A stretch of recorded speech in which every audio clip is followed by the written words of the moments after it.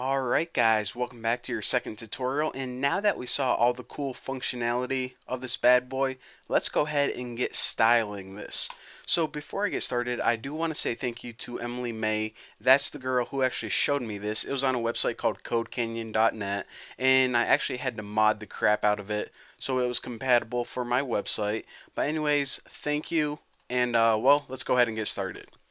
So the first thing I want to do in the CSS file is just set the background. And this is because whenever you're working with a plain white background that you have by default on every website, it doesn't really look that great because all of the transparency settings you can't really see. So whenever you're developing this and you want to tweak the transparency, then the first thing you should always do is get your background set first. So that's what I want to do, and you can actually use any background that you want. But for me, I'm just going to go ahead and put body, and this is how you change the background to an image at least. Background, URL, and in URL, you just go ahead and write any image that you have. Now, I actually have a file already called image wood wallpaper.jpg. Now, I know you guys don't have this image, but actually, if you just go to Google and type in hardwood backgrounds or repeating hardwood or seamless hardwood, then it's going to give you a bunch of good hardwood that you can use for your background. Just don't type in hardwood because then a bunch of wieners are probably going to pop up and no one wants to see that. Repeat. Now, that's all you need. And of course, you don't have this file yet. You can use hardwood like I have right here or any other file. You can even use a solid color if you prefer, but it looks cooler when you have some texture. And this repeat right here, what this means is that you want to repeat this picture horizontal and vertically.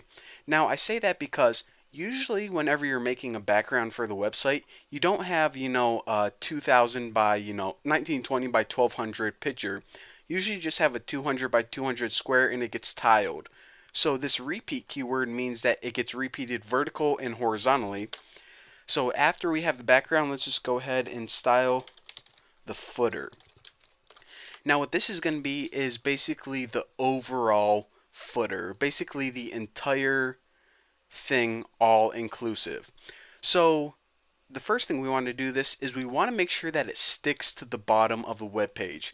So just like a toolbar, this footer right here is going to stick to the bottom, obviously. So how do we do that? Well, the position of this has to be fixed. Now what fixed means is that fixed positioning is necessary whenever you want it to stick to the bottom. That's all you need to remember.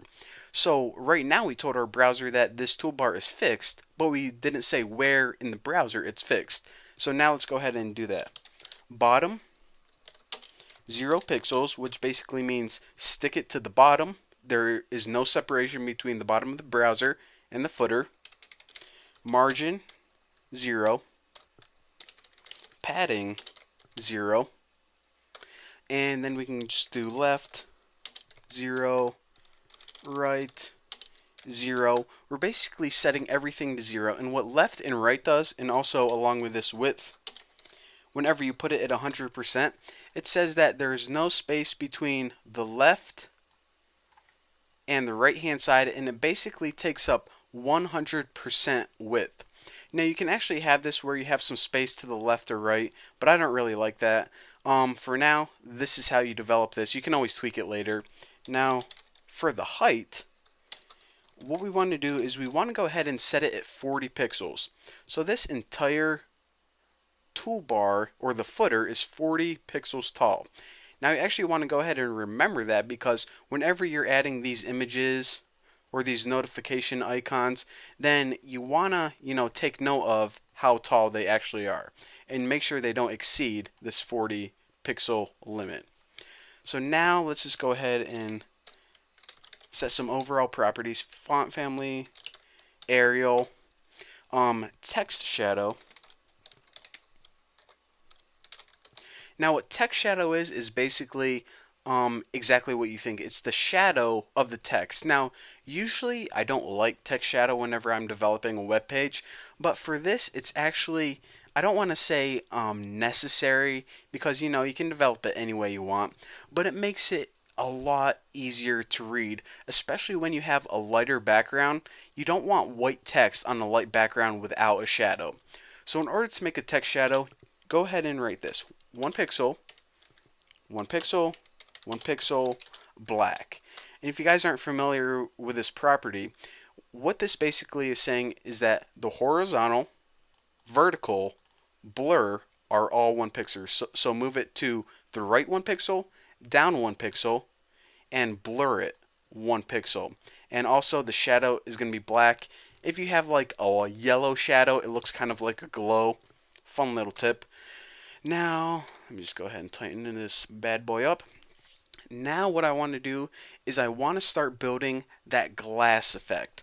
So if we go ahead and we save this right now, and obviously we didn't do anything with the HTML file, but if this was thrown in just like this, it wouldn't look like it looks right now. It would just be a plain, dumb looking, boring looking drop up menu. In order to add this cool transparent and glass effect, what we need to do is we need to tap in the resources of CSS3. And we need to tap into transparent colors. And also, I'm going to show you guys how to use multiple shadows to give you guys this gleaming glass awesome transparent look. And that's what I'm going to be doing in the next tutorial, so I'll see you then.